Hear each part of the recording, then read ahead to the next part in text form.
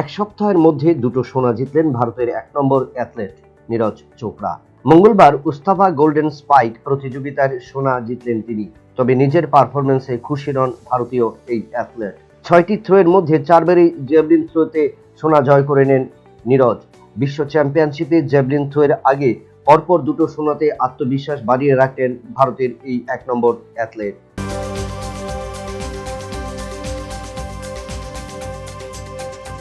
আইসিসির টেস্ট ক্রমতালিকা প্রকাশের পর নতুন উচ্চতায় পৌঁছালেন ভারতীয় ব্যাটসম্যানরা।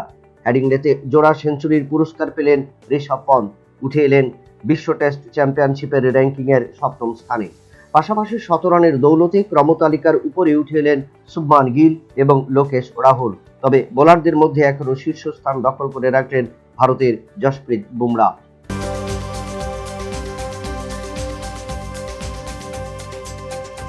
লিডসে ইংল্যান্ডের বিরুদ্ধে প্রথম টেস্টে পরাজিত হয়েছে ভারতীয় দল।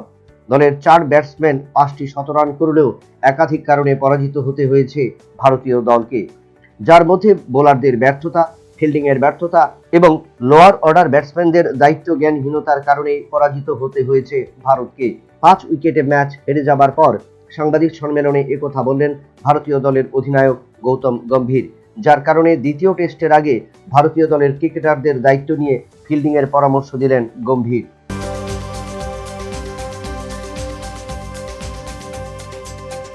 ক্রিকেটের জন্ম ইংল্যান্ড, আর লর্ডস হলো ক্রিকেটের তীর্থ।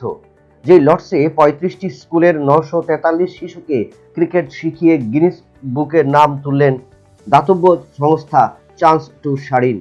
যদিও এর আগে ২০২২ সালে বার্মিংহামে ৬৪৫ শিশুকে ক্রিকেটের পাঠ দেওয়া ছিল সর্বোচ্চ রেকর্ড।